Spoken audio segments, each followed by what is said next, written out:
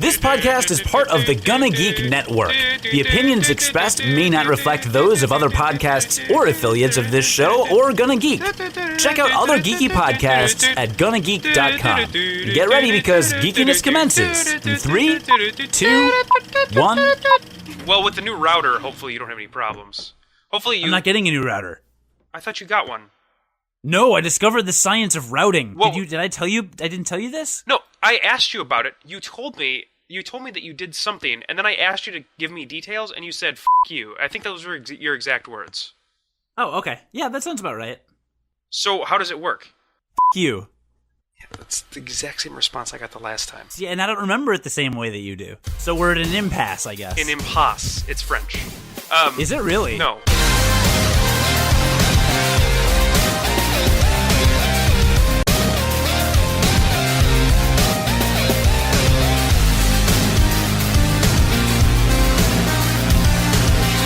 Hey, are we going to talk again about Bravely Default? We should, right? Because now I think we're both playing it. You're playing it a bunch now, aren't you? Where is my DS? Where's my 3DS? Did you buy it then? Should I get? Yeah,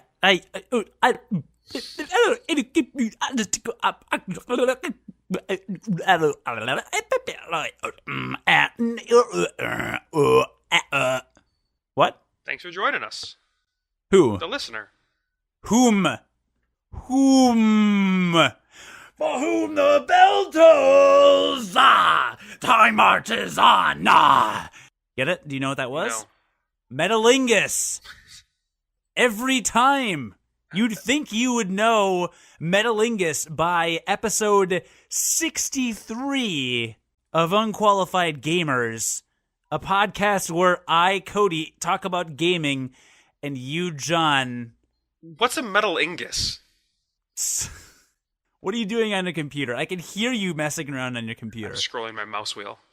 Why is your mouse wheel so loud? Did you get that mouse? Wait. Is that a steampunk mouse? Is it a gear? Is it really loud?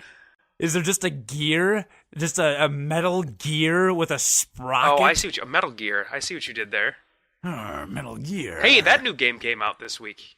Wow. That was literally the most flawless transition we've ever had until I pointed out that it was a flawless transition, at which point it became an even more flawless transition. I think that actually ruins the transition. But it wasn't even a transition. It wasn't a transition because neither of us have anything to say about the fact that that game just came out. Metal Gear. Really? We don't have anything to say about the fact that supposedly there are 2 hours of gameplay and it costs $30? I heard that you could beat it in 10 minutes, and actually the retail price on it is $40. See, someone on Google Plus insisted, hi listener, by the way, we're going to talk about Metal Gear Solid 5 Ground Zero right now? No, it's Ground Zeroes. Is it? Yes. Are there any ones involved? I don't think so. It's Ground Zeroes. Okay, so Ground Zeroes came out this week. It is a prequel to Metal Gear Solid 5 Sons of the Patriots? That was 4. Metal Gear. What is the actual Metal Gear Solid 5 You're talking game? to somebody who doesn't play Metal Gear, so I don't know. Listener, if anybody should know, you should know. You are a Metal Gear freak. Listener, this is Unqualified Gamers. I just want to emphasize the unqualified part. Metal Gear Solid 5, Devil's Due. Metal Gear Solid 5. Is it really Devil's something? No, it's Sons of Liberty. No, that was 2. That also sounds like an Assassin's Creed game. Is there a colon? Wait, there's gotta be... I'm googling it on my phone. Hold on. It's the listener is just sitting there like, really? Yeah, no, I'm gonna listen. It's going well. It's going well. It's pretty much part of the course. This is our fact checking. It's the Phantom Pain. The Phantom Pain. How did we not remember that? That's the stupidest name ever. It is, dude. The trailer at E3 gave me goosebumps because I was at E3. No, did I mention that? Yeah, hashtag humble brag. Yeah, the trailer was really good. I actually saw the trailer and was impressed too. But it's a dumb. It can be a good trailer and a dumb name. That can be That can be a thing. You've clearly never had Phantom Pains before. I have not had Phantom Pains. That is true. So, Metal Gear Solid 5, The Phantom Pain So that comes out in a while from now. So Hideo Kojima, the mastermind behind the Metal Gear Solid series, decided to release like kind of a demo, not a demo of the game, but like a mini quest part of the game to showcase the game's capabilities as a gameplay engine, etc., etc. Wait a second. So Ground Zeroes is supposed to actually be like part of it was supposed to be part of Metal Gear Solid 5? Is that what you're telling me? No, I never said that. It just takes place in the same universe. So you're saying he cut out the first 2 hours of the game and put it on a disc for $40. What he actually did was he took you don't actually get a disc. You just get a sliver of the full Metal Gear Solid 5 Phantom Pain disc, like Blu-ray disc, and then you have to attach this sliver of disc to the main disc to play the full game. Oh, no, that totally makes sense. Right, and you play the sliver you insert it in an SD card reader, which is a peripheral you can buy from Sony or Microsoft, but it's exclusively by that thing that I just said. Sure, no, that makes sense. Okay, so there's this preliminary game that came out then before. This is supposed to be like the appetizer to the entree. Is that correct? Yeah, it's the first game to utilize the Fox engine, which Kojima Productions created. You mean the first Metal Gear game? Because I think that Castlevania Lords of Shadow used the Fox engine. Wait, seriously? Yes, it did. The first Lords of Shadow? Yes. I think so. Maybe this is like an upgraded Fox engine, but I'm... No, you're wrong. Wikipedia says it'll be the first game to utilize the Fox engine. And Wikipedia knows. Wikipedia certainly knows better than an unqualified gamer. Well? Maybe it's just like Fox Productions or something that's on Castlevania Lords of Shadow. There's a Fox somewhere in there in the start of that game. Really? What does it say? I don't know what it says.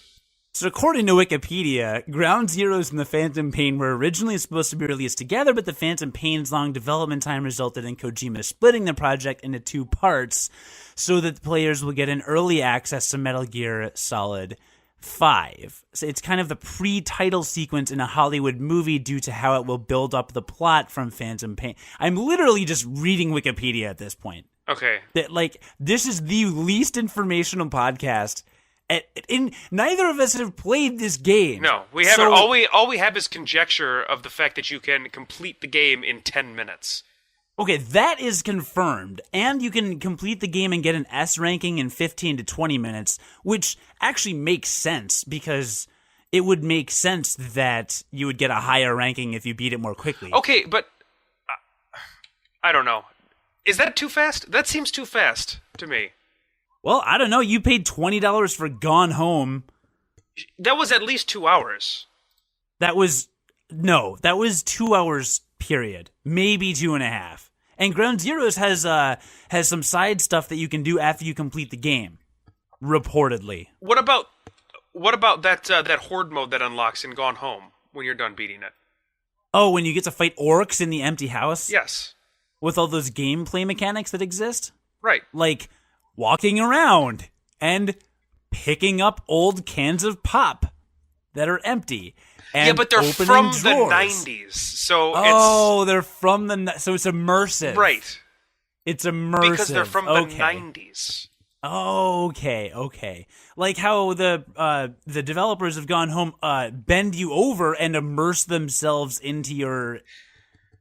You're really making me not like that game so much anymore, you know that? What, Gone Home? Yeah. The episode that we spent 2 full hours... A listener could, for free, listen to us talk about Gone Home for 2 hours instead of paying $20 for the 2-ish hours of gameplay in Gone Home. And we immerse more than Gone Home does because we actually address the listener as a human being. Thanks for joining us once again, by the way, listener. Okay. Not you, John. Okay. So Ground Zeroes is 10 minutes long. Maybe that's a bad thing. Maybe it's not. I guess is our. Really, we've come to no conclusion at all. Really, that's the end of this conversation. Did that conversation really just happen? I don't know where else it's supposed to go, right? So Did you drink at dinner? I had a couple glasses of wine. Look, Oh, okay. it happens. That explains why you're fun right now. I couldn't tell. Because you're usually not that. Which is weird because I'm normally drinking, just pretty much all the time. So strange. Okay, so back to the point that we had at hand. Metal Gear Solid, and you are far more qualified than me to talk about Metal Gear Solid Ground Zeroes. It is just a very short game that they're charging $40 for. Sure, okay. And are we okay with that? I kind of am. I don't know. If people are willing to pay it, like, then it's their right to pay it. I mean... Agreed. A better analogy is South Park, The Stick of Truth apparently is like 12 hours and you're able to get everything, do all the side quests and everything. Okay. And you mentioned that seemed long. I thought that seemed short for an RPG. It's not that it seemed long. It's that 12 hours to me seems like that's like a reasonable... Like, I talk about Platinum games a lot. A game like Bayonetta, game like Vanquish. You know, Bayonetta is long for a Platinum game. I think that usually takes about 6 to 8 hours to complete everything. Vanquish is like a 4-hour game. And it's awesome. And it's worth a full-price retail game. And it's replayable, but it's only 4 hours. But I would have paid $60 for that had I known just how fun it was. I didn't, but I would have had I known how fun it was when I bought it.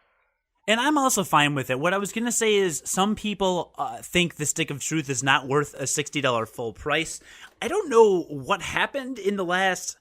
I mean, I know Steam is more popular these days and like a lot of games go on sale these days, but I don't know when that transition happened that a game had to be a certain length because all the Metal Gear Solid games are between 8 and 12 hours and they're all well worth a full price. Well, actually, the conversation between value for dollar, like time value for dollar spent, has been around for a long time in the video game space. Like, people have been talking about that for a really long time in the video game space. Really? It really has been a thing. So when is the first time it was ever brought up? Oh gosh, I don't know. Today? So for a really long time. Okay, so at least 10 minutes. Right.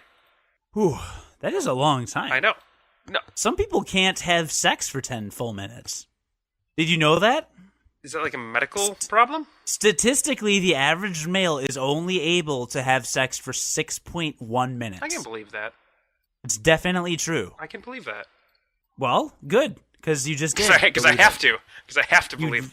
Literally have to believe it. Sure. So I'm glad we could come to an agreement on that. So, listener, if you're just joining us, like, if you were just flipping up and down the dial and found us, or you had a seizure and accidentally clicked on halfway through the episode, this is Unqualified Gamers. And you should go get that checked out. And you should get that checked out. Where two experts on video games give you the inside scoop on what it's like to not know anything about video games. Yeah.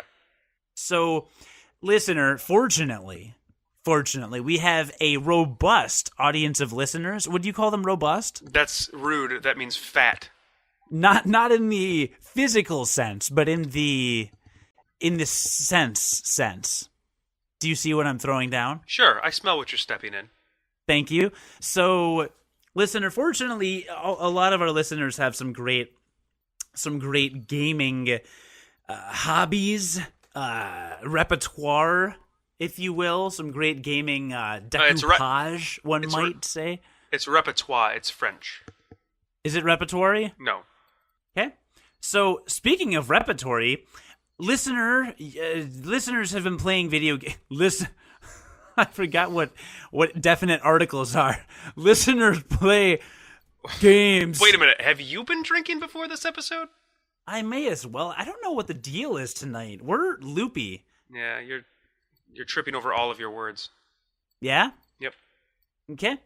So, what the point of this now 2 or 3 minute long transition is supposed to be is, hey listener, we're going to talk for a second about what you played this weekend via our Google Plus page.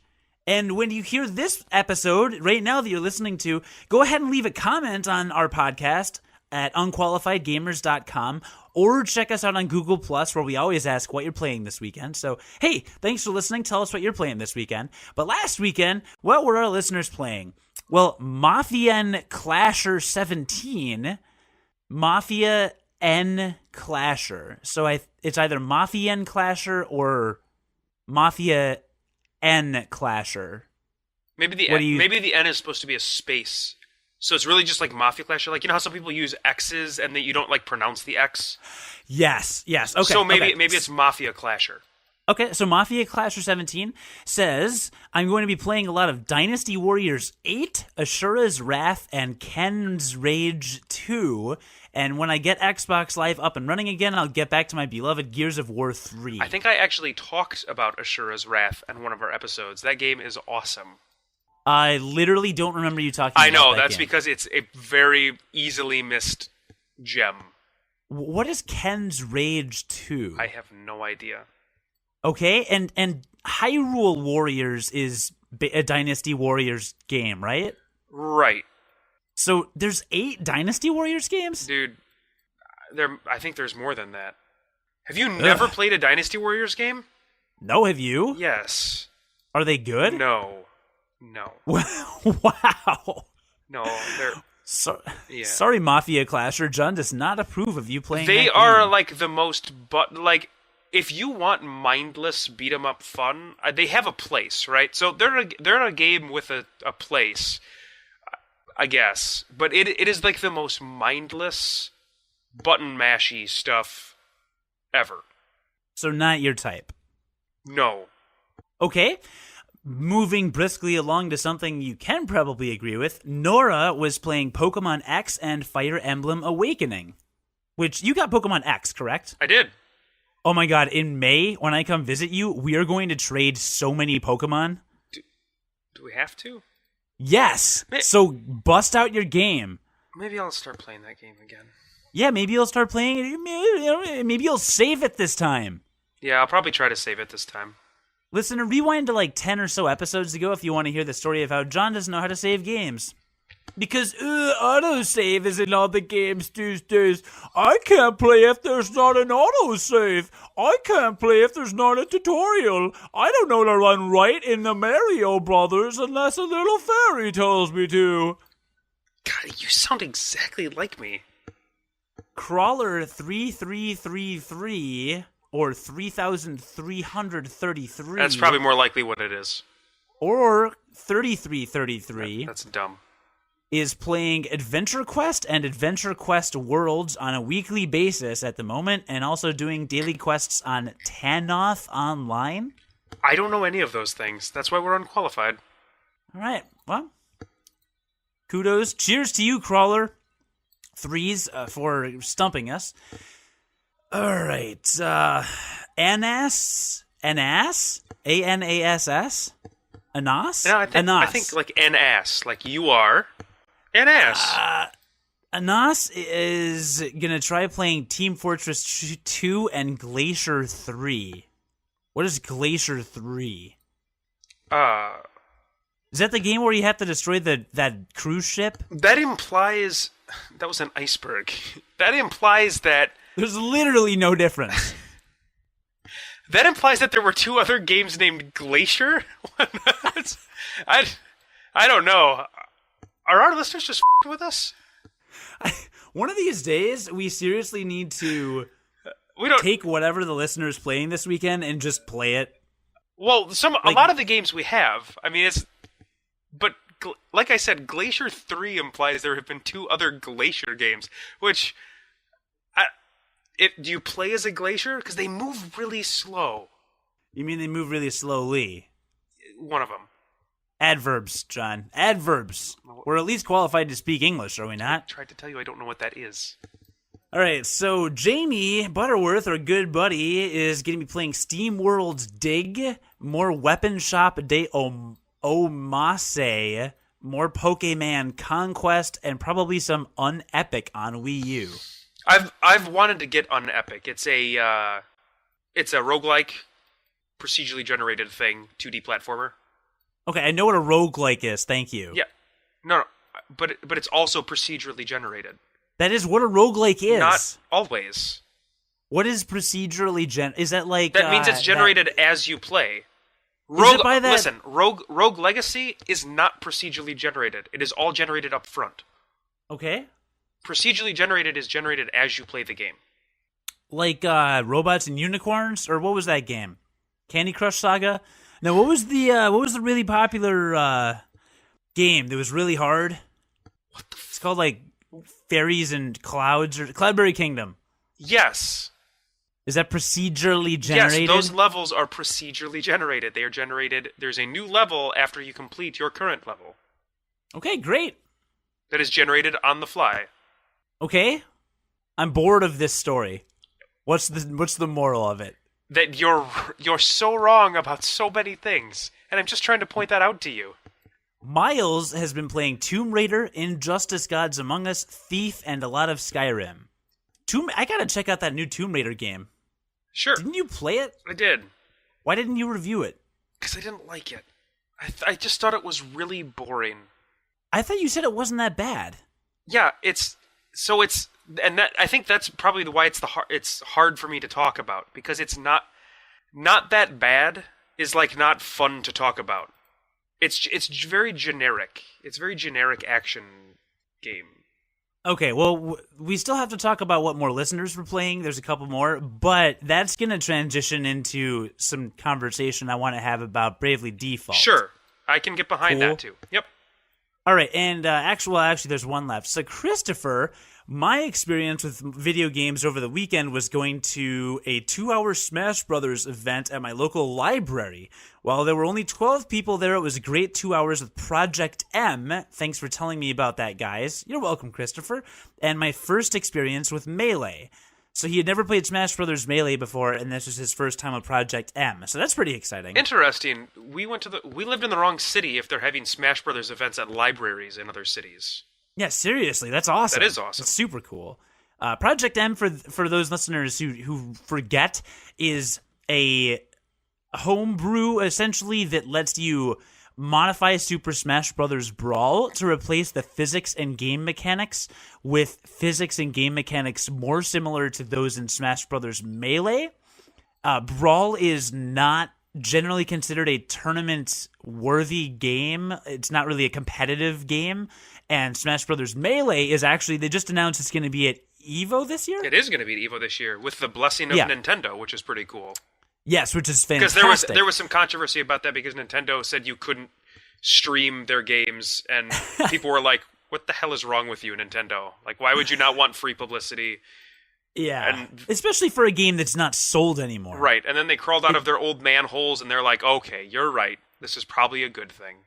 Yeah, so essentially it turns Brawl into a competitively playable game, which means that they took out all the characters but Fox, all the levels but Final Destination, and took out all the items. I see what you did there. Just kidding, but kind of not really. Yeah, so that's really cool. I downloaded Project M, played it for one match, and then realized, well, this is pretty much Melee.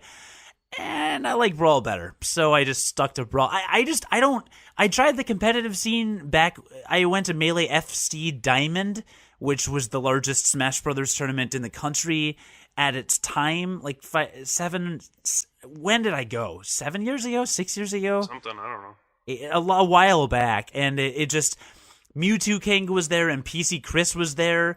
Those are two big names in the Smash scene, and a couple other ones. And they're too good. They just, I don't do competitive Smash. I like Brawl. My favorite match in Melee was bonus matches, because you would get bonus points for using items. Do you remember those? Yeah, they were horrible. Because I won all of them. Sure, that's one of the reasons. You could take me in a stock or a time match, but no one could touch me in bonus matches. And I think it's just because they gave awards that happened to favor my playstyle. Like, I was in the air a lot, and I'd get a bunch of points for being in the air a lot, and things like that. I think people stopped caring about 5 minutes ago. So, what I'm thinking... Hey, Chris also said, even though this isn't video game related, I thought I might mention that I got my learner's permit. So happy. So congratulations on that, Chris, and drive safely. And here's an interesting stat that relates to driving and kids. Did you know that like back in the 80s, the stat I heard was like 91% of kids got their license when they turned 16. Do you know that that's down to like 71%? When are they getting it? I don't know. Like, I guess kids just don't care about driving anymore. What the hell is that? I didn't get my license till I was 17. What the hell's wrong with you? You guys all drove me everywhere. I didn't need to drive. You little bitch. Yeah, well, sorry I was thinking ahead. What were you gonna say? What worthless transition were you going to frailly attempt before I interjected with that driving statistic? I didn't have a worthless transition. It was golden, but it's gone now. Tell me about it. Tell me about how golden it was. No, you're not worthy of it at this point. Okay. Well, listener, in case you're lost and you have no clue what the structure of this podcast is at this point, I think we did a really good job of talking about a game none of us have played, then talking about a bunch of games other people have played. I think we're doing all right. Yeah, well, that's what makes us unqualified. It is. And now we get into the meat of the podcast. Just the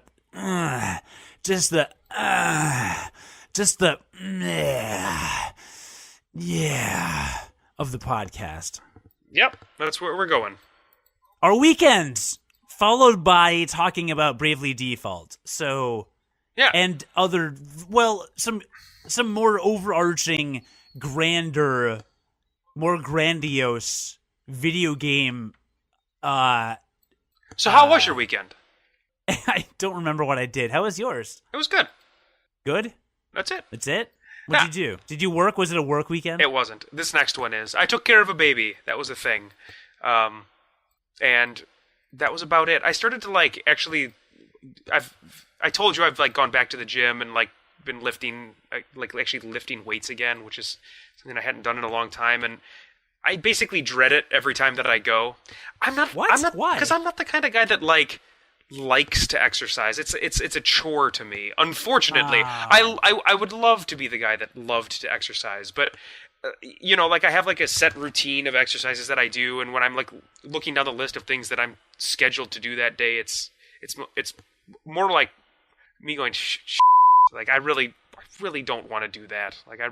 I know it's gonna hurt, etc. So I went to the gym a couple times, and it felt good after I was done, but in the moment wasn't all that great.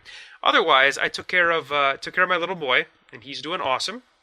And yeah, that's kind of about it. Good. And so when you go to the gym, what kind of routine are you on? Like a 3 days a week split, 2 days, 4 days? Do you isolate muscle groups? It's three. I do 3 days a week, and it's kind of an all over. It's a full body set over the course of a week that I've found and liked, so that's what I use.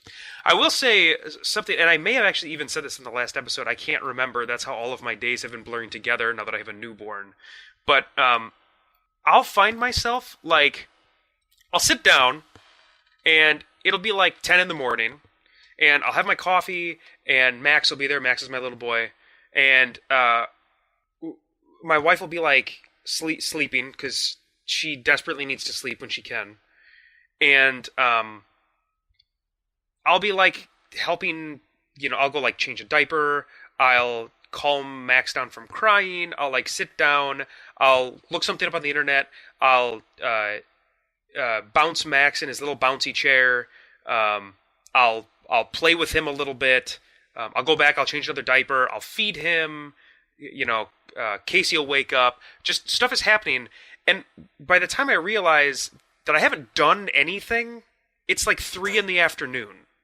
The time goes by so incredibly fast now, and I have no idea where it goes, because I swear to God, I'm not taking 15 minutes to change a diaper.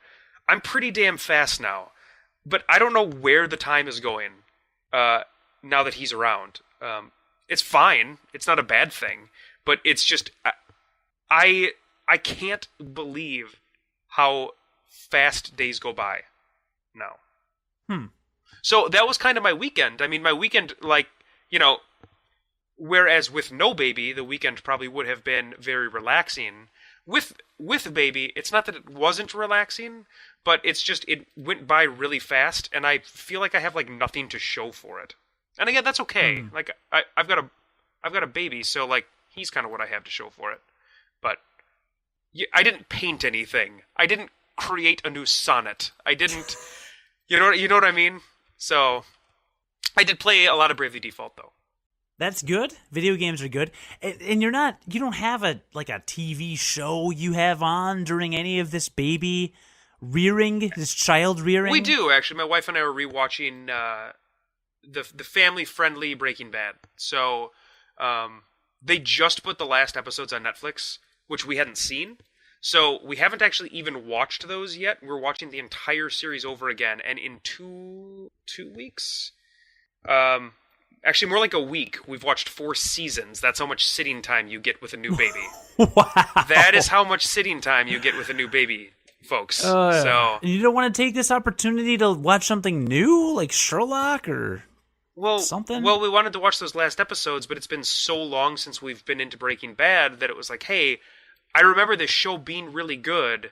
We should watch the whole thing over again. That was my bright idea. That's fine. Oh, and it's really good all over again, by the way. Well, no, I mean, and that makes sense that it would be not that good of an idea if you're the one that had it. Oh, yeah. Yeah, you're kind of a dick.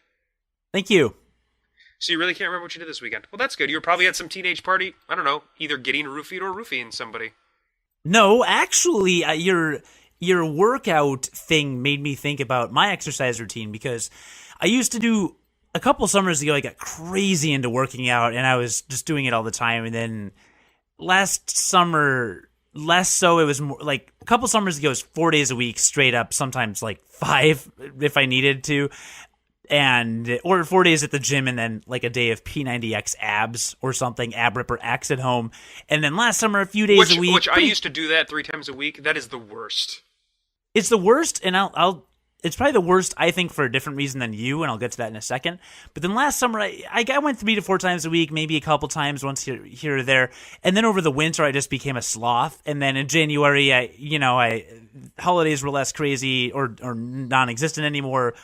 Started going more, and I couldn't do the isolation thing anymore. I just couldn't do 4 chest exercises and 4 tricep exercises, and then the next day do 4 shoulder exercises and 4 bicep exercises and 4, like it was just turning into like a 2-hour thing, and it just took forever. So I switched, and now I'm doing since I only go 1 or 2 days a week, I switched to the full body deal where it's literally just bench press, squats, and deadlifts. Sure. And just do as much as I can. And I'd be covered in sweat when I left the gym. A couple times, like working out to the point where I thought I was going to vomit, throw up, which is a good sign. It means you're working out really hard. Is that a good sign? I think so. Okay. So that was going well, and I did that for a while. And I actually, my left knee was a bit sore a couple months ago, so I went to a physical therapist, and he told me my knee, and actually I had some problems bench pressing because like some nondescript part of my arm was getting sore, and he said that it was because my core is really weak. He had me do some planks, and my core was just very weak because even in my crazy isolation routine 2 years ago and then last year, even though sometimes I did ab ripper X, I never did enough of it. So my core was really weak compared to the rest of my body, and my joints are suffering. Because your whole body is connected in crazy ways. I've been learning these things. I have people that I know who will have a really bad shoulder pain, and it's because one of their hips is bad. And things like that, like really crazy interconnected body issues. So I decided I want a stronger core, but my joints hurt. Well, guess what focuses really hard on that? Playing video games? Guess what routine? Playing video games. So now I play 15 hours of Halo every Saturday. How does your core feel? Great. I don't do that. I was actually referring to DDP yoga. Diamond Dallas Page yoga? Yes. I don't know what this is. I think you were making a joke, but it's literally Diamond Dallas Page yoga. No, it's not. Yes, it is. Shut the up. DDP Yoga. Go Google it. Oh my God! It is actually Diamond Dallas Page. Yes, he was on Shark Tank a few weeks ago trying to get them to invest in DDP Yoga. Oh my goodness. Yeah. Okay. Yeah. All right. So all right. It works on your core. This is the dumbest thing I've ever done heard. I've done this for one day, mind you. Okay. So I learned the moves. So I've got the DVDs. Monday, the first DVD when you start is you literally just learn the moves. Do you have to do the diamond cutter? The diamond cutter is a move. You've got to be f***ing kidding me. But I can't deal with this. This is... You're f***ing with me. No, I'm not. Google it on your phone right now. I can't do this. Okay. DDP Yoga. Okay, keep talking. This is good. I got DDP Yoga. The first DVD is the Diamond Dozen, and it's 12. I think actually it's 13. Yeah, it's 13 different positions that you have to learn for when you do yoga or when you're doing DDP Yoga. So he does the 13 positions. He's like, all right, I'm gonna do this. And then you do it with me. And then he does it, and he's screaming at you the whole time, and he's talking about engaging. Does he have that gross, long, greasy hair still? No, it's DDP always had, at least since I watched him, he had short hair. He had long hair before? I thought he did. Back when he was in WWE, which is one, I never watched WCW back in the day. I only watched the last 2 episodes of Nitro. Wait, okay. Look, it doesn't matter. Okay, so positions. He's got you in all these funky positions. So he does the positions, and then today was actually supposed to be my second day, but I'm going to have to do it tomorrow instead because of scheduling issues. But I'm going to do, you rewatch that first DVD, so I'll relearn the Diamond Dozen as a refresh, and then go into the first DVD. But what you said that made me think about it is, I watched a bunch of review videos, and people rave about it. They're saying that it strengthens your core and gets you really cut and helps you lose weight and become much more flexible. The results are apparently nearly instantaneous, and there's a lot of testimonials, and I know there usually always are, I guess, but it just feels different than the buzz around P90X because this is all dynamic resistance. So there's no weights involved. It's yoga. It's not P90X. It's not weights. It's yoga. But you're using dynamic resistance. You're basically flexing your own muscles, creating your own resistance, and doing push-ups in certain ways to kind of maximize your muscles. But it's not supposed to put any pressure on any of your joints, which is specifically why I wanted to do it. But I watched a video specifically comparing it to P90X, and it broke down the DVD length and the days per week you needed to exercise and the amount of time investment you had to do. And you end up doing, it's less than a third, I think, of the amount of time P90X takes. Because I looked, and the next DVD, the first DVD I'm going to do, the Diamond Dozen you learn in about 35 minutes. The DVD I'm doing after that is 23 minutes. It's 23 or 24 minutes. Whereas Ab Ripper X and P90X, that's like a 40-minute thing, isn't it? Ab Ripper X wasn't. It was more like 14 minutes, but that was its own little thing. Look, it doesn't matter. Ab Ripper was 20 minimum. It was not 14. It was short. But they're all longer. I mean, the weight ones are very long. Sure. So I'm really excited about it. I'll keep everyone posted on how it goes. By the next time we record, I will have only done 2 or 3 things, so obviously too short of a time span to really see any difference, I'm guessing, but I'm excited about it. I'm excited because it seems low time investment, high returns. Yeah, and most good things in life are that. I am optimistic. Sure. About it. So that's one of the things I did this weekend. Good. I was also in Rockford for St. Patrick's Day, and that was really fun. Anybody get really, really drunk? No, because I wasn't in Chicago. Where that kind of thing happens. Yes. Listener, if you don't live in Chicago, Chicago, St. Patrick's Day in Chicago is amateur hour. Everyone thinks that it's their job to get unhealthily drunk. Mm-hmm. Not just a little drunk. It's their job to say, I want to be blackout drunk by noon. and it's Monday. And it's really hard to deal with around the city, is what you're saying. Everyone, oh man, it's like there are more unsafely drunk people on St. Patrick's Day than there are slutty Halloween costumes on Halloween. That's crazy to me. It's so bad. It's so bad. Like I'm over it. In my early 20s, it was fun. In my mid 20s, it was kind of fun. But honestly, there were the like 2 St. Patrick's Days I spent in Chicago and had a girlfriend. We just ended up in huge fights because whoever I was dating at the time would get disgustingly drunk and just get really angry. And most of the drunk people on St. Patrick's Day are fighting angry drunk. There are not that many. Well, you've got to celebrate drunks. the Irish heritage of St. Patrick's Day. It's stupid. It's stupid and it's sloppy, and I'm not a fan. There are some family-friendly festivities, but I frankly was thrilled I was in Rockford for it. I actually, during the parade, so my dad actually founded the City of Rockford Pipe Band. He's a bagpipe player. And one of his pipers that he taught how to play the bagpipes, and he was the first guy I ever personal trained with for like, oh God, that was like 15 years ago. But this guy, Aaron, actually proposed to his girlfriend during the parade. But the way he did it was he got a horse. Like you do. Like you do. He paid a horse trainer or whatever to rent his horse or something. So he we rides say, a horse. He paid a horse. All right. Yeah, he was riding a horse decked out in full Celtic war gear. He had a metal helmet and the tartan across his shoulders, and he looked like he was in Braveheart.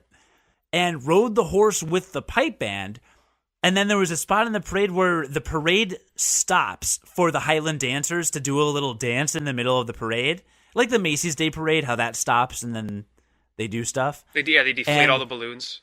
Right. The Highland dancers were dancing and whatever, and then he dismounted the horse, took his helmet off, proposed to his girlfriend. All the news stations pick it up. You can Google it, Irish St. Patrick's Day proposal in Rockford. You can Google it.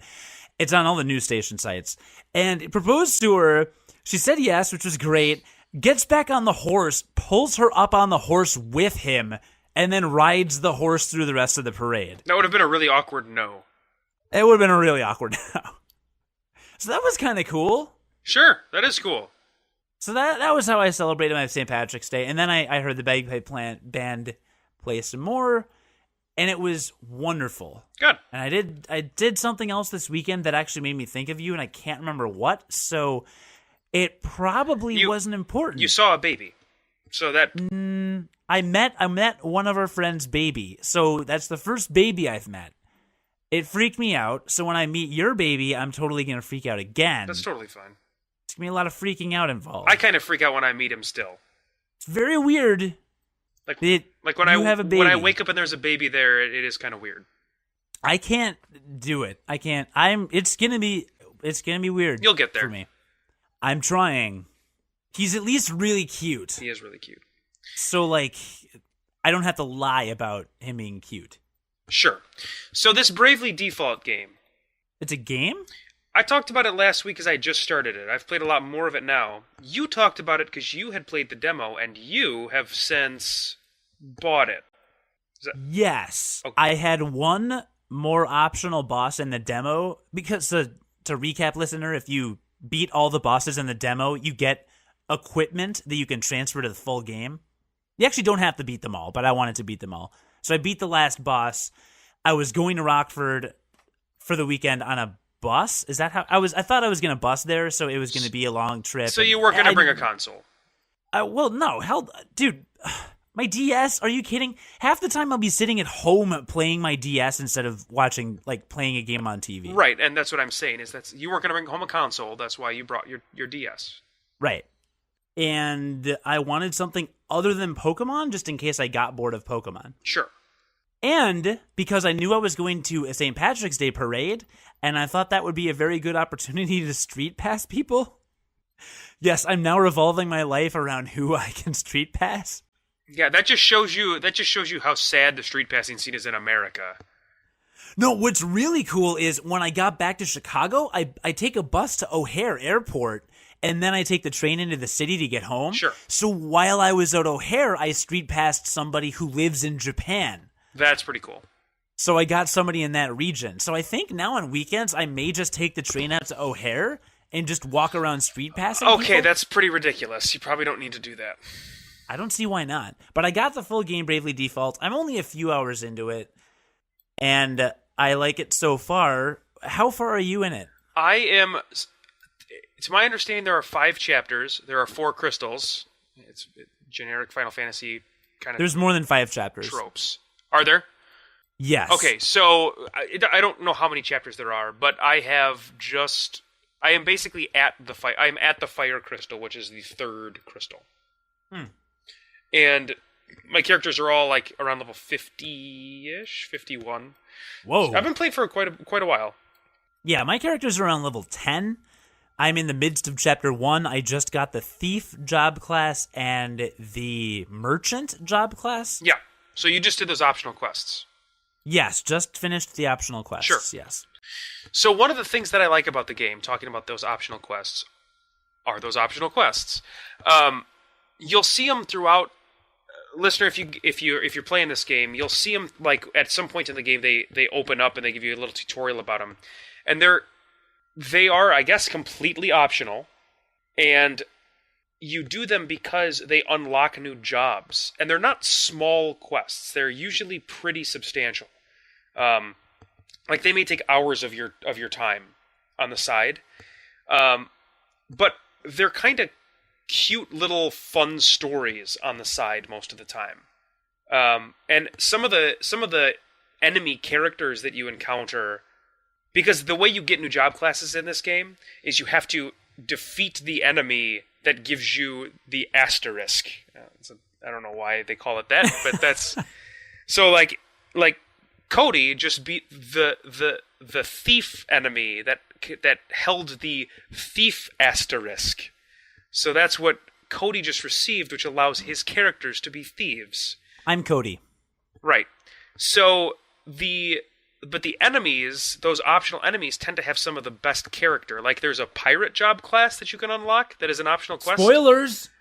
And the pirate is hilarious and awesome. So I really like those side quests. I think that they're kind of like a really nice, well done thing, and it could add some some challenge to the game if you ever replayed it to be like, all right, well I'm going to play it and I'm not going to do optional quests. I'm just going to try to do it with base jobs that you get throughout the game. You know what I mean? Yeah, I think the writing is really good and cute. It is for the most. It is part. It is. It's cute and it's light and it's kind of, I don't know. I guess it's a little nice for a change because so much of Japanese role playing games are like, I'm out to save the world and all of that kind of stuff. Except the main story is all about you being out to save the world. The light writing to which you are referring is just all of this optional stuff you can see. What I meant more is, so this is what I wanted to talk about the game specifically, is you mentioned the plot is nothing special, right? So far, yeah. I'm much further in, and I still haven't seen anything spectacular. Yeah, and I'll get to that in a second. As an aside, I think the characters are well written enough. I think that their interactions with each other are often humorous, especially on those optionally seen side dialogue things. Yes. Yeah, when you hit the Y button. Yeah, they're pretty good. Yeah, I mean, Ringabelza is just, or Bunavelza, is that his name? I think it's Bunavelza. Bunavelza. Bunavelza. I can't. So bad. Ring-a-bell.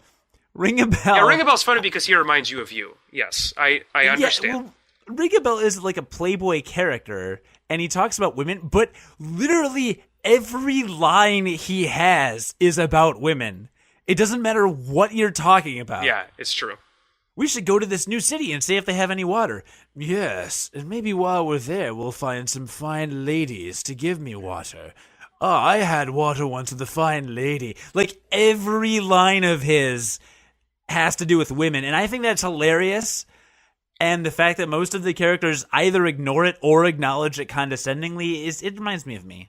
Reminds me of Yeah, it's that over the topness that's kind of funny. I will say there's some really weird stuff in the game in terms of like things that seem like they're blatantly unnecessary, like sexually. Like there was a tutorial part that said something about the game being able to be played with one hand, and then some like did you see that? I did. And when you saw that, were you like, what the hell is this? I did see that. Yeah, I did see that. And it's like, I don't know if you're trying to be like funny, but I think like with that, I don't know, you just kind of miss the mark, and you just come off as creepy. Game, you come off as creepy. Well, they censored some of the outfits. I believe for they the US. lengthened skirts for some of the stuff in the U.S. And covered up some skin. I think there was like a midriff in the costume. Yeah. So that happened. Yeah. Anyway, I found that funny. But yeah, Ring a Bell's cute. They're all cute. Everybody's cute on their side talks. Sure. So my question for you, what I would like to pose to you, my countenance that I would like to pose to you, what is the word I'm looking for? Decoupage. My decoupage. What my quandary? It's not a quandary, but the thing I wanted to talk to you about is, so this game has received some very widely praised for the most part, but it's gotten some pretty specific criticism about the lack of depth in the plot or the generic writing in the plot, and so on, et cetera, and about it kind of not being exciting. But the gameplay is really fun, and I feel like it's being held to a higher standard of needing a good story, a quote-unquote good story, than other games, just because it's an RPG.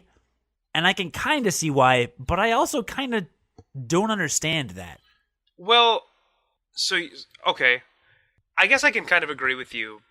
And I think the reason is probably because role-playing games are generally accepted that the story should at least have equal weight in terms of like what you are paying attention to as a player, right, as the gameplay. Whereas yes, in other games, it's generally easy and accepted to kind of like, if there's a story there, it's okay to throw that away if you're like just looking at the game in terms of gameplay, like a first-person shooter like Call of Duty, right? Like people jump into the multiplayer of that where there is no story and they just play the multiplayer, and that's all they play. And I think that happened because RPGs set a precedent with storytelling in the first several role-playing games. The Final Fantasy series had elaborate storylines, and then the Suikoden series... Suikoden? Whatever it is. Suikoden, sure. And the Chrono Triggers... There was one good one. But, a lot of RPGs had good storylines. But in this day and age, Braid is a side-scroller and has a mind-blowing story. Bastion is a beat-em-up and has an incredibly good story. Yeah, and I think part of the problem now is that because games have become so much more complex and interactive, your turn-based strategy, your turn-based role-playing game, while it does throw this new wrench of braving and defaulting, which, listener, there's a new system in this game. It could be the most generic battle system, except they throw in a wrench with a system called Brave and Default, and basically it's a system to store up extra actions as well as defend. So instead of defending now, you actually you use a command called Default, and it both defends and stores an action for later. And then when you use the Brave command, which you can use up to 3 times, it gives you an extra action for the turn. So you can use these stored points to take multiple actions in the same turn. You can actually also go negative, but then in order to take another action, you have to wait for the points to build back up, because you automatically get a point every turn. So It could be the most generic system ever, except for this Brave and Default. But the point that I was trying to make is that games have become so much more complex and kind of like twitch and reaction based that you throw a turn-based role-playing game in there now, and the battle system is much less novel than it used to be, right? Because a turn-based system is the first system that was ever used really for Final Fantasy. I mean, it's not even an active time battle. It's not even actions happening while your characters are preparing other actions. I mean, it is literally like you could sit there and you could plan out your action for as long as you want before you input stuff. So, one could argue that there's really not a lot of complicated gameplay there. There's maybe some complicated decision making, but in terms of like the actual, and I guess maybe that's part of the gameplay, but like the actual act of playing the game is not complicated. To which, if that's what you are looking for, or if that's one aspect that you're looking at of the game, then and you find that maybe not the most exciting thing, and it's a role-playing game, you'd then expect, hey, well, I can at least have this story to fall back on, and maybe that's why the story in this particular case is getting attention. So that makes sense. I think that there is more to an innovative, there's more to a well-made battle system than just what you're inputting, because another huge part of the game is balance. And I feel like the balance of difficulty in this game is really well done. Yeah, so I'm gonna say something that's so the way that I'm playing this game, and I don't know if I don't want to say like I figured something out that nobody else did, but unfortunately for me, the way that this game has now gone is I will put my characters on auto. I'll basically have everybody braved. I will, for all of their actions, I have 2 characters that deal physical damage and then 2 characters that deal magic damage. It's kind of my standard setup when I have a 4-person party that I have various options for them. And so every character starts with 4 actions in every battle that I'm fighting. And my physical characters will attack for all 4 actions. My magic characters use magic spells for 2 actions, and then use physical attacks for the other 2 actions. And I have literally auto-battled for the entire game other than boss fights. And I'm not kidding. And that has not been that fun. It has not been that fun.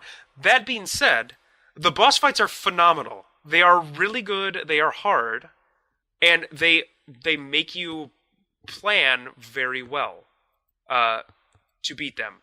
And in fact, one of the reasons why I am at where I'm at in the game is I am stuck on a boss currently.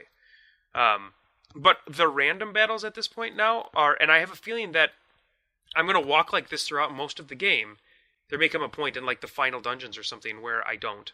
But it's been kind of disappointing. So when I kick it up to hard mode, I suppose I could do that, except the bosses are so challenging. So I could kick it down. Well, then you kick it down. I kick it down in normal. You know what? I haven't tried that, and maybe I'll try that the next time I go into the game. Give it a shot. I mean, for me, like, I'm not good at video games sometimes, so I'm fine on normal. Sure. Although I do auto battle a lot as well. Usually I just have Ring a Bell attack 4 times because he's a monk right now and he does ridiculous damage. And I also bought some really good expensive claws from one of the shops that I built. I'm like coming up on, I mean, I've had the game a week and I'm coming up on maxing out all the shops, by the way, because I have 30 people in my village that I'm rebuilding. So sure. So listener, there's a village that gets destroyed at the very beginning of the game, and you are tasked. It's just a way that they put social hooks in the game. You are tasked as your characters with rebuilding the village as kind of the main character of the story, one of the main characters.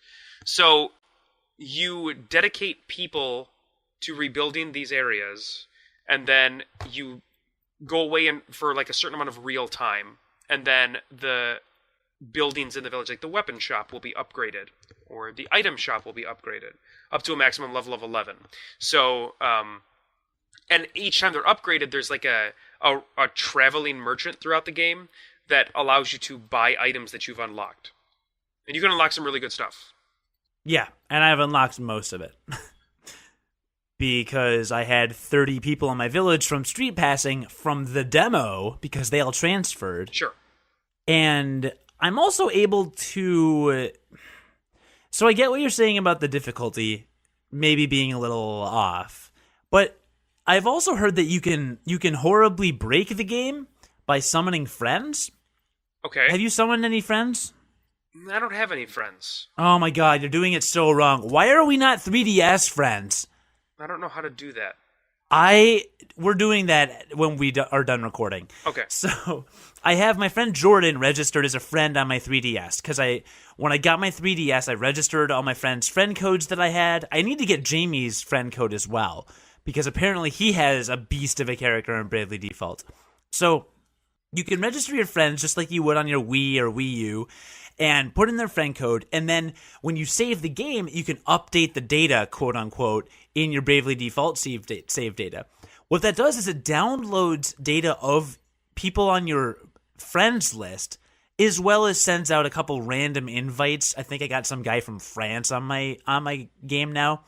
And it pulls in their character. And what you can do during battle is record an action. You can either send or summon an action. So if you send an action, let's say I have Ring a Bell, Brave twice, and then use certain attacks, I'll select that I'm sending that action, and then when someone connects to my character and my console, it sends a version of Ring a Bell doing that move so that in battle they can select Summon Friend and have my Ring a Bell as one of their actions. They can have my Ring a Bell pop in and do that attack and then disappear.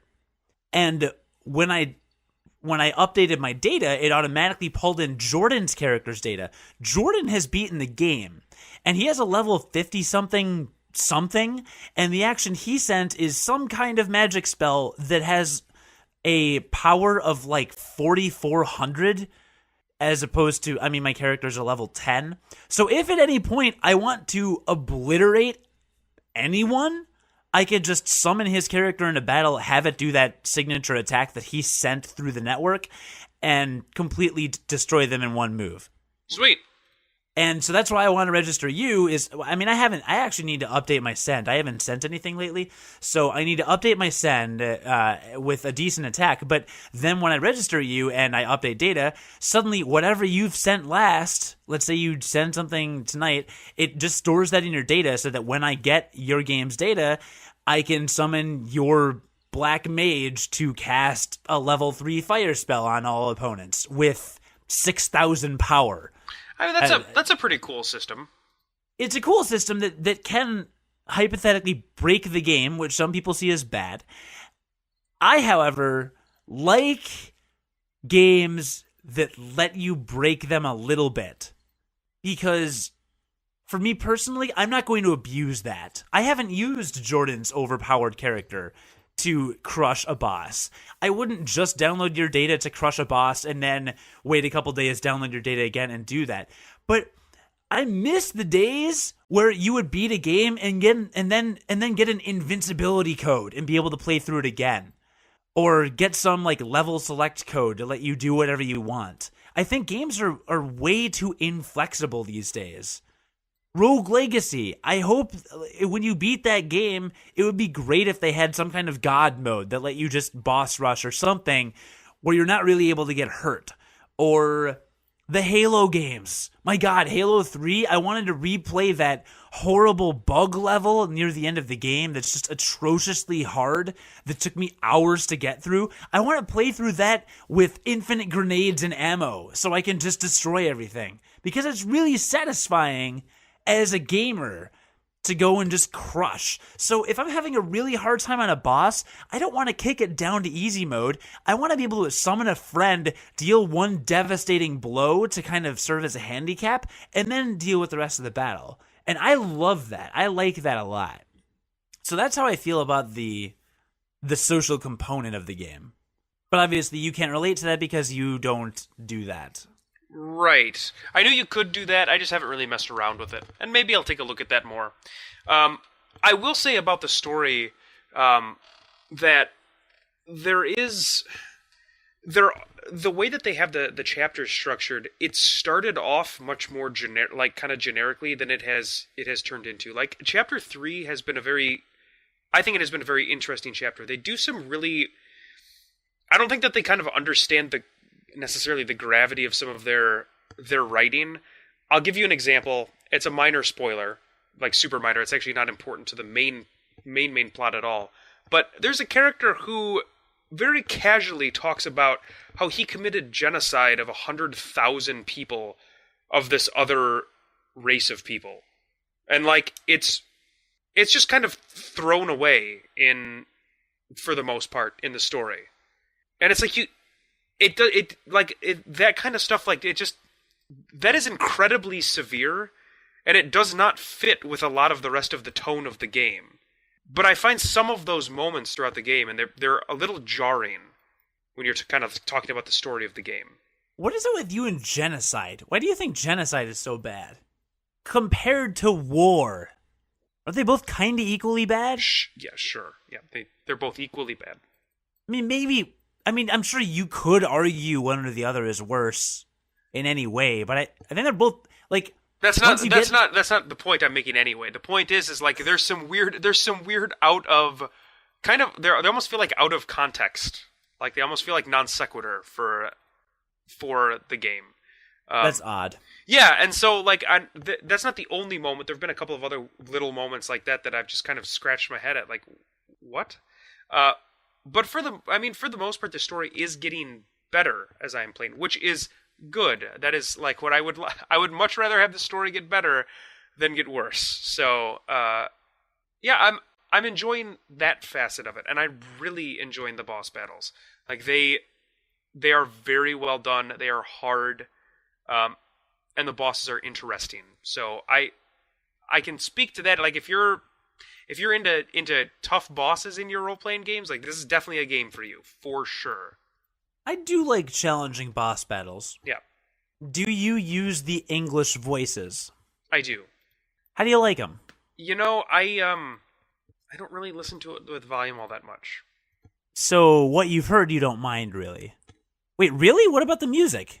The music's good from what I've heard, but I mean, a lot of the time I'm sitting in the living room with my wife on the couch, and she's either sleeping or watching something on TV, and I'm looking after my son, so I can't really be absorbed in something like that, you know?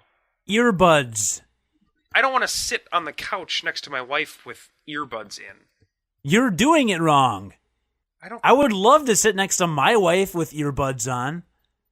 Okay, so I guess we differ in that respect. But, yeah, I don't want to do that. That doesn't sound, like, fun to me. I don't know. I don't get you.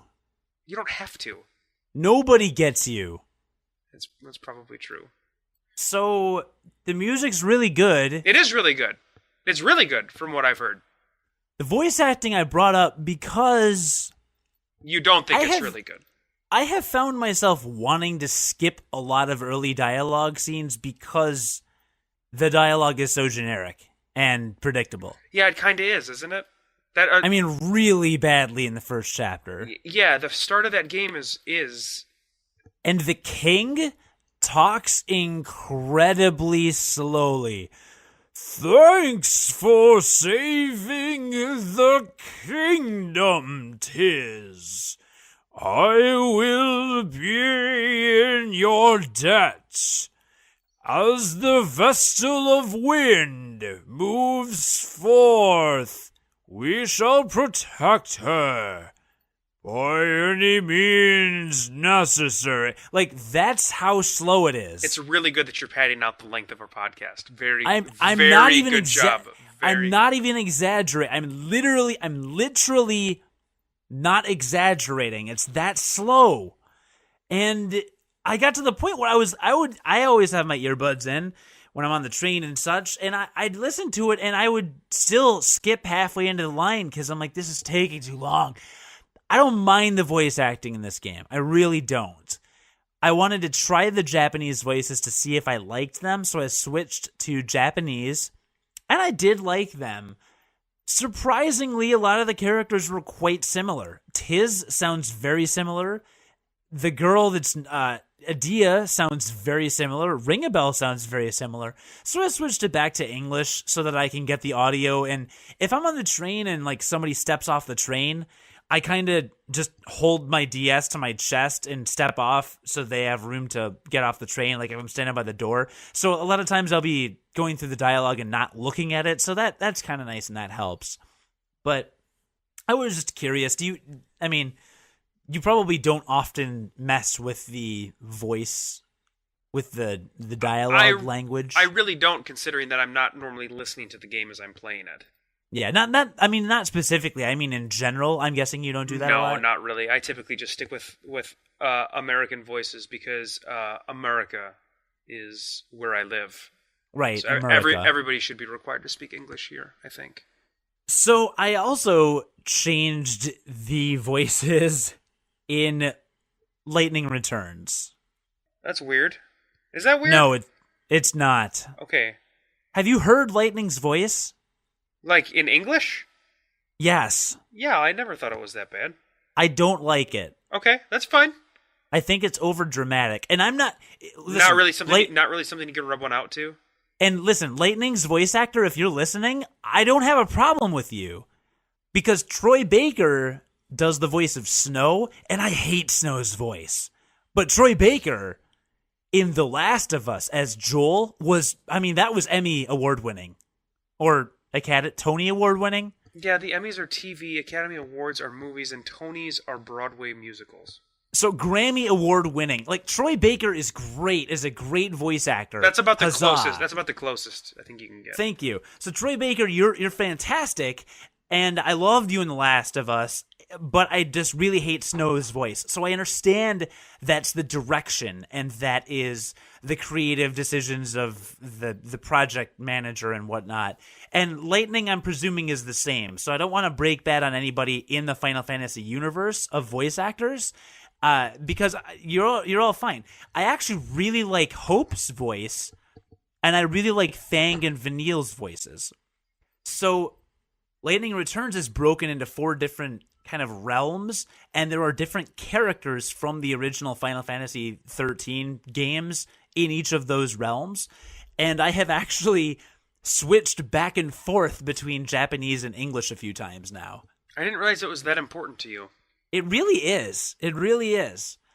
I really like Hope's voice, and Hope is kind of your narrator, your navigator in your earpiece or whatever, speaking to you via satellite or whatever from the Ark, telling you about Boona Velza during the game. So I'll elaborate a bit more on this in the next episode, but the point is, I just think that sometimes English versus Japanese is interesting, and a lot of people have very strong opinions about their voice actors, but clearly you have no opinions or original thoughts in your head. Both of those things are true. Yeah. Did you watch Cowboy Bebop? I did. Did you like the English voice actors? Sure, it was fun. Right, that's the thing. A lot of people, like a lot of anime people, a lot of anime purists will only listen to the Japanese voice actors with English subtitles, with the exception of Cowboy Bebop, which is almost universally agreed upon that the English voice actors do a fantastic job, and there's no reason to listen to the Japanese if you can have the English voice actors for them. Okay, I thought it was okay. They were all right. Cowboy Bebop? Yeah. Yeah, generally people like that show's voice actors. But if I'm watching His and Her Circumstances or Get Backers, I want nothing to do with the English voice actors. And I'd probably be just fine with them. Yeah, well, you have no original thought. You're incapable of forming an opinion that is not someone else's. I mean, I guess I can't really deny that.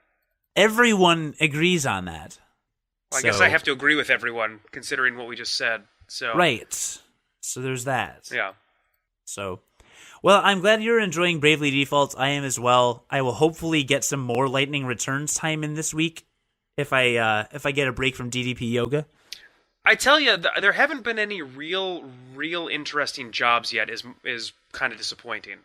Like, they've all been very rote, except for the Merchant. The Merchant is the first one that feels kind of new and fresh.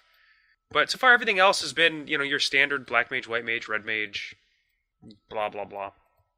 Yeah, I'll tell you one other interesting thing about downloading Jordan's character is if you have a friend on your friends list that you could that you download, you can link that friend to one of your characters to give your character additional job class abilities. Okay. So I linked Jordan to my Tiz, and because he's probably level 4 or 5 job class with several job classes, I automatically get those skills. So, like, when I linked the character, when I got the knight job class, I was able to use 6 of the knight class's support abilities. That's pretty strong. As if he had learned them. I mean, not at once, but... So when you level up a job class in the game, listener, you will sometimes learn a support ability. It's like a passive skill. Like a passive skill. Like, exceptionally skilled with swords. So if you change your class to a white mage... you can use the passive ability that you learned as a knight to be really good with swords, so you're a white mage with a sword, and you're really good with swords. That kind of a thing. And I knew all of Jordan's character, Tiz's, passive abilities. Immediately. It's just another way to break it. Yes, so when I download your friend thing, I will link it with Agnes, or Ring a Bell, or Bunavelza, or something, and that person will have all those abilities. So ideally, you would have 4 friends. So I only have really 1 or 2 friends in real life, so this will be tricky.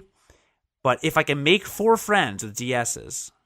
Actually, if I get you and I get Jamie, that's 2 more. So really, I'll just have 1 weak link in my party. There you go. I think that's fine. And I'll set it to hard mode if I'm having a hard time, because I'm not you and I have a brain. Yeah, I may check that out. One more thing I want to talk about with this game. I'm here. Can you handle it? I think I can. Okay, you know the blue treasure chests in the dungeons? Yeah, I don't know anything about them. Do you want to? Sure. It's a minor spoiler. Okay, I'm fine with that. Nothing to do with storyline, but gameplay. Okay. And this is going to lead into a much, much bigger discussion in several weeks whenever I finish Pokemon Y. Okay. But, listener, in the first 2 or 3 dungeons, there's a blue treasure chest, and it says locked. Not just in the first 2 or 3. It's basically there's basically 1 in at least every dungeon. Yes, so I was aware of that because of what you're about to hear. So I noticed in the first couple there were blue chests, and what person playing a role-playing game wants to pass an item, right? That's one of the fundamentals of RPGs is if you see a treasure chest, you want to be able to open it as soon as humanly possible. Because if you pass it, then you're missing up on something potentially really good. Right. Well, I Googled it on the train because I was in the 2nd or 3rd dungeon. I saw another blue chest, and I'm like, I don't want to miss a bunch of good stuff. You get the key to the chest in Chapter 6. So you have to go back to all of those dungeons? Yes. Which you can just turn off encounters for, so you can just walk around without encountering anything to get to these blue chests. Well, don't you think that's a plus, that you don't have to random battle? Sure, except that you have to go back to every single one of those dungeons for no reason. To get the best equipment in the game. Really? Or, well, I don't know if it's the best, but apparently it's insanely good items. Insanely good. Like, you should get them good. And I'm sure I will, but I don't know. That's a dumb way to do it. It is! Like, that's not fun. How is that fun? Yeah, that's fair. I don't know, nostalgic. It's replay value within 1 save file. That is the stupidest thing I've ever heard. Wow, okay, so you're hating on that. That's not even my point. My point is there is a greater conversation here about secrets in video games. Secrets in role-playing games. Yeah, that'll definitely have to be tabled. Yeah. Because I don't really know what you're getting at, so that's going to need a little explanation as well. Yeah, okay. Well, and we don't have to, again, I don't want to get it super into it right now, but it made me think of Pokemon a lot. Because in Pokemon Y, there is in a virtually innumerable amount of stuff that is not in any way explained or addressed within the game. You're talking about the EV values and stuff? Oh my god, I'm talking about everything. I'm talking about evolutions. I'm talking about Pokemon-specific items that you have to equip. I'm talking about the fact that you have to trade a certain Pokemon with another specific Pokemon to evolve both of those Pokemon. Really? Yes. Okay. Yeah. There are 2 Pokemon that you must trade with each, you must trade it with the other one to evolve them, and they are in no way relevant to each other, insofar as I could tell. Interesting. Yeah. there are so many things in Pokemon, and this I briefly just touched just very, very briefly on this when we first started talking about Pokemon, which I refused to review until I beat the game, by the way. That's why we're not going into it too much. But we briefly mentioned that there is a very specific game design in place in Pokemon when it comes to the secrets of the game not existing within the game that I think is very interesting, and it's a very, very specific thing to Pokemon. So I was surprised, and there's always secrets in games you can't get from the game. No, there's like Dark Souls is the exact same thing. Is it really? The exact same thing. Yeah, you have to consult some sort of outside source that somebody. You have to consult somewhere else to get the information on how to do certain things. I guess that's the way it's always been. I mean, who could beat the original Legend of Zelda without talking to their friends, right? Or Castlevania 2 Simon's Quest, right? Oh, God. Yeah. Like, there's no way to complete that game without extra information. So when do you, why didn't you Google the blue chests? I just assumed I would find a way to open them later, I guess. Honestly, I just assumed I assumed that I would find a way to open them later, or that it would be explained to me. Okay. I mean, I guess I would have. At the end of the game, if I still had not had that explained to me, I probably would have. I don't know. So where's the tipping point for you? Where's that point where something in a game is a mystery to you, and then you look it up? I don't know. I haven't really thought about it either. We'll have to come back to that. Listener, where's your tipping point? How much mystery do you find in a game before you need to address it? Like, you need to find out. When is that point? The answer for you is obviously barely none at all, because you saw 2 chests that you couldn't open, and you freaked out, and you ran to the internet to figure out how to open them. Yet in Pokemon, the only research I've done is I have an unsorted box of Pokemon in my PC. And every couple weeks, I open the Pokedex on my phone. I have a Pokedex app. It's called Dexter. I'm not kidding. Did you pay for that one? No, it's a free Android app called Dexter. It's a Pokedex. It's really streamlined, free, really cool, really well done. So check it out. And I would go in Dexter and find out if the Pokemon could evolve and how that Pokemon would evolve. And then I would move the Pokemon to the appropriate box. I have a box of Pokemon that evolve by leveling. I have a box that evolve by giving them a stone. I have a box that evolves by trading. I have a box that evolves by leveling to the first evolution and then a special circumstance required for the second evolution. So I have them all sorted that way so that to assist me in catching them all. But I haven't Googled every game mechanic. I haven't Googled how to breed them. I haven't, looked into the best, most powerful ones. I don't know how to get Zapdos or Moltres or Articuno or whichever one is in my game. So there's some mystery there. Jerk. Well, you're doing it wrong. You should have all those answers by now. You think so? Well, yeah, because you waited 2 chests in Bravely Default. Do you have all those answers for Pokemon because you remember to save the game after 8 hours? So, listener, thank you very much for joining us. It was a good time. Was it? No. I still don't like you.